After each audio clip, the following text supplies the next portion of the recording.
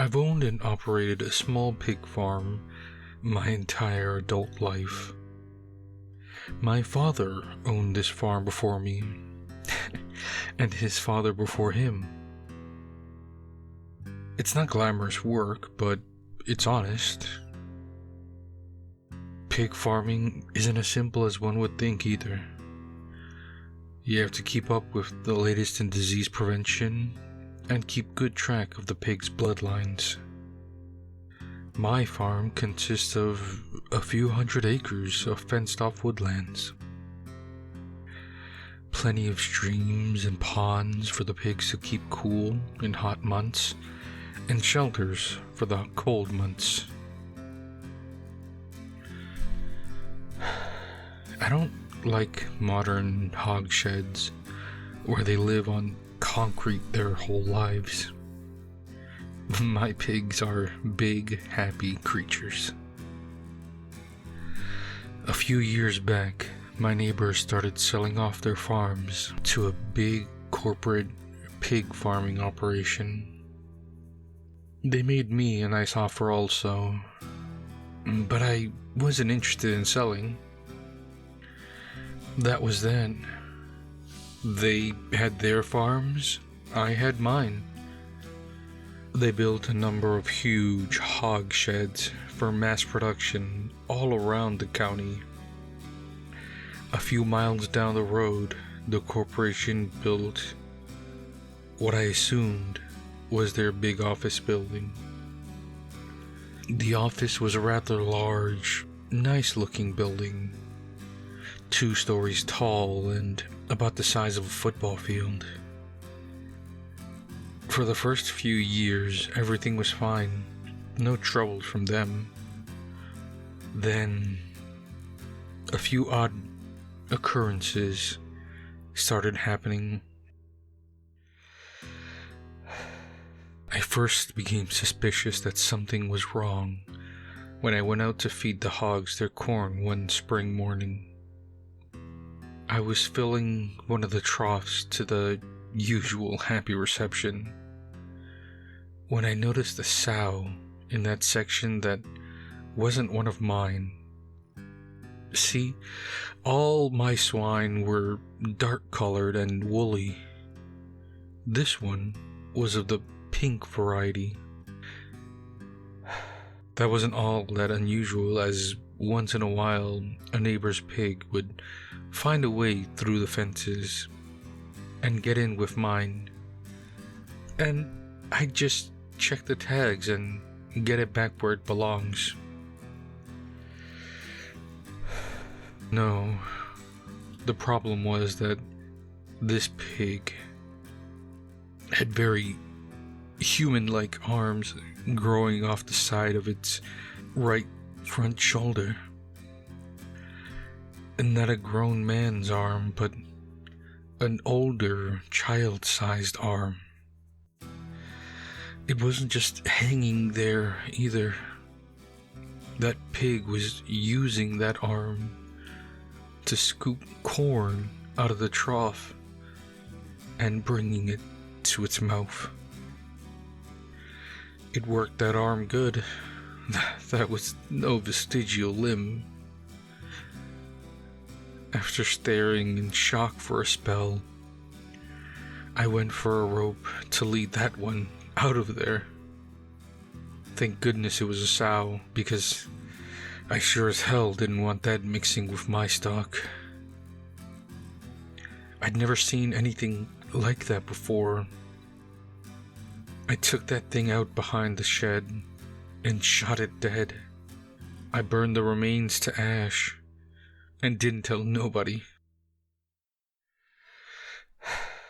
Things like that could damage my farm's reputation.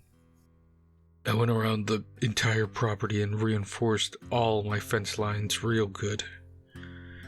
No more of that business. Or so I thought. Might have been a year or better passed without further incident. Then, one evening, I was out taking a count when I heard some feller calling for help down by the stream. I hurried down there and I'd seen something I wish I hadn't. There stood a man, waist deep in the stream, just calling out for help. This guy wasn't from around these parts, though. He was naked, for one thing, and had a boar's head growing out of the middle of his chest. As soon as he laid eyes on me, the man's head went all limp, and the boar head seemed to wake up and start to cackling. That laughing noise will haunt me all my days. I ran as fast as I could to get back to the house. That thing giving chase the whole way, just making that awful croaking laugh and throwing rocks at me. I got back to the house and bolted the door fast. With shaking hands, I called the sheriff. I didn't say what was really out there, but said there was some naked lunatic on my property, and if they didn't get here fast, I was gonna shoot him myself. Things got quiet out there for a bit, and then I heard this big thump noise from the living room. I grabbed up the 12 gauge and crept around the corner. At first I didn't see nothing, but then another thump. It came from the fireplace. That thing was up on my roof, tearing bricks off the chimney and throwing them down into the fireplace. It had stopped the laughing and had begun carrying on for help again, just yelling for help down the chimney and throwing bricks. I went over and stuck the 12 gauge up the chimney and fired off a round straight up. I heard it scrabbling around up there, then heard it jump to the ground and run off. Once the sheriff got there, a good 2 hours later, I described everything that happened, sans the part about the pig's head growing out of that feller's chest. Sheriff said it's probably some of them kids been smoking wacky tobacco again, and just a call if he comes back. I thanked him for his time, and he went on his way. The next day, there was some blonde lady at my door, asking what exactly I seen. I told her like I told that sheriff.